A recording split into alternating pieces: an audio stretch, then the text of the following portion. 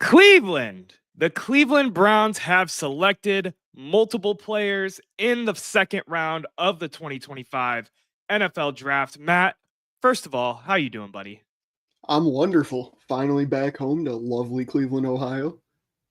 I am glad you are here to join us and talk and enjoy the conversation that we are going to have for the next 10 to 15 minutes or so here on the page. The Cleveland Browns have selected 2 players in the second round. We're going to break that down. First, want to get all the access bullshit out of the way. Follow us on Instagram, X, TikTok, you name it, at The Office CLE. That's at sign The Office CLE. Make sure you follow us, subscribe to us on YouTube, and hit the download button if you're listening to the audio only version of the show. Okay, Matt, let's get into it. The Browns had pick 33 and pick 36. Let's go this pick by pick. So the first pick for the Cleveland Browns was a head scratcher for most, and that was Carson Schwarzenegger, linebacker, UCLA. And before I let you go, I want to say John did call out that he wanted this linebacker to be taken. I don't think it was in the second round. I think it was in the third round. But Carson Schwarzenegger, All-American, UCLA. What are your thoughts on it, Matt? I mean, from a purely player standpoint, I think he's a phenomenal player. He's going to be great in the league. The tape that, I've seen on him shows exactly what Cleveland wants out of one of their linebackers.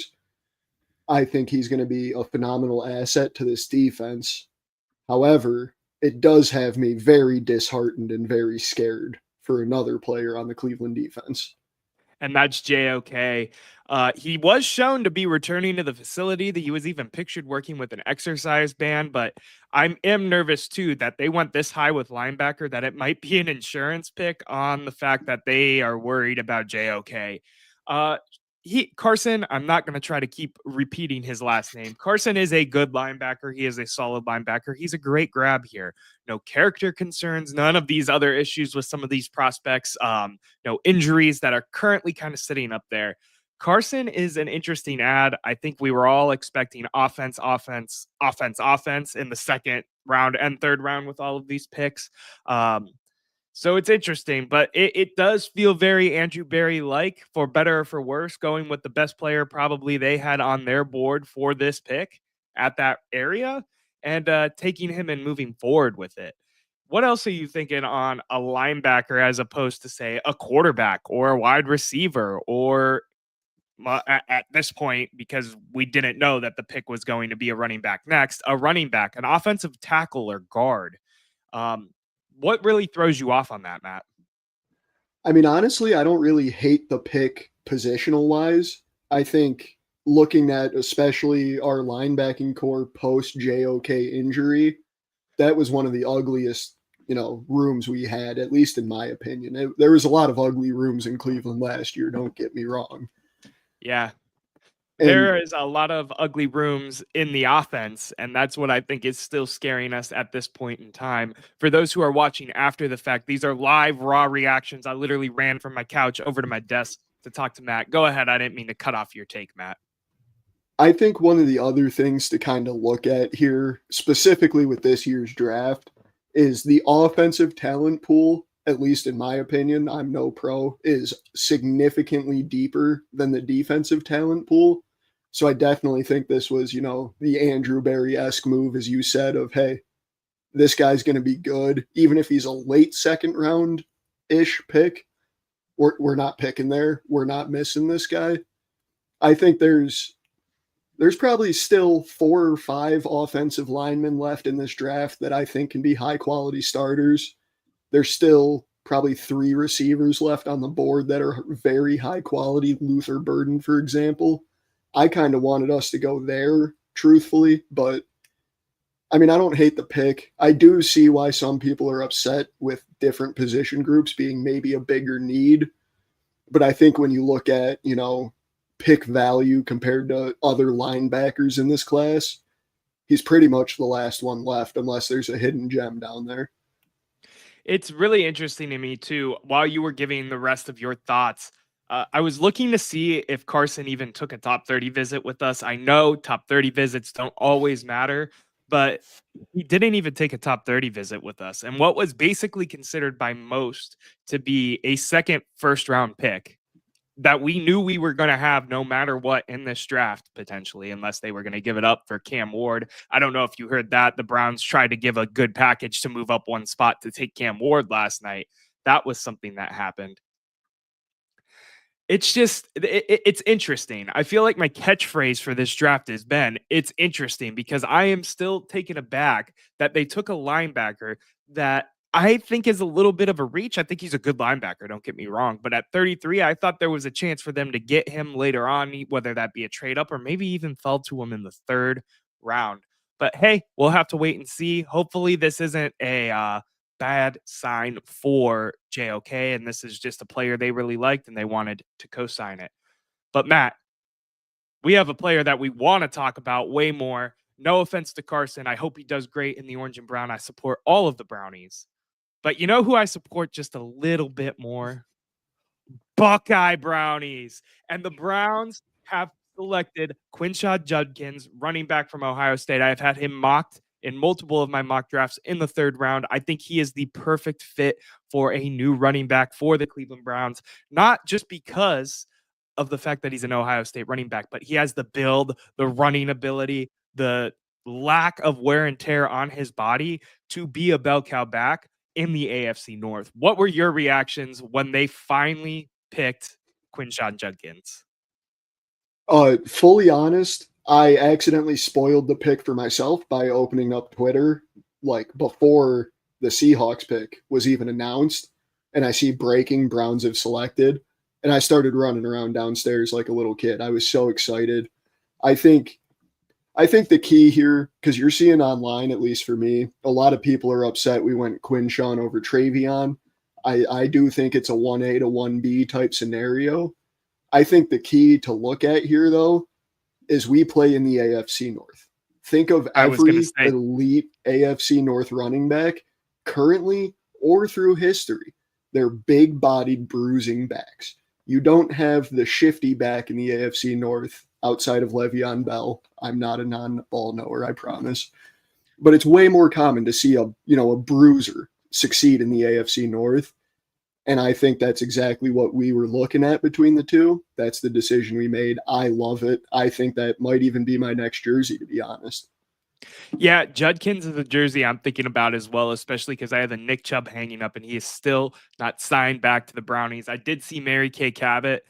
It may not have been her. It may have been another talking head or another media source for Cleveland sports media saying that the dialogue has opened for a Nick Chubb return. So I think we might be in the clear there, but still a Buckeye on the offense. I love Big Thanos, but a playmaker Buckeye on the offense for the Cleveland Browns, and one that I have thought highly of. Tim Lyons just said Henderson went to the Patriots, by the way. So that's going to be an interesting look at over there with Drake May and everything. But this isn't a Patriots channel. I do like it as well. I'm curious to see how Henderson, I almost said Hendrickson because Tim Lyons is a Bengals fan. I am curious to see how that goes. I'm excited for Judkins to be here, man. I'm excited to see what the Browns do in the third round. Is there any other thoughts you got going on for the second round? We could talk for longer. I'm totally fine. I'm trying to think of what else I have. I'm just pivoting back to you. I'm really expecting, I know I texted you this about the first round last night, but I still believe, especially with this quarterback class, I don't think there's a way we come out without a quarterback. I'm throwing my Hail Mary prediction that we're going to be picking again in the second round here.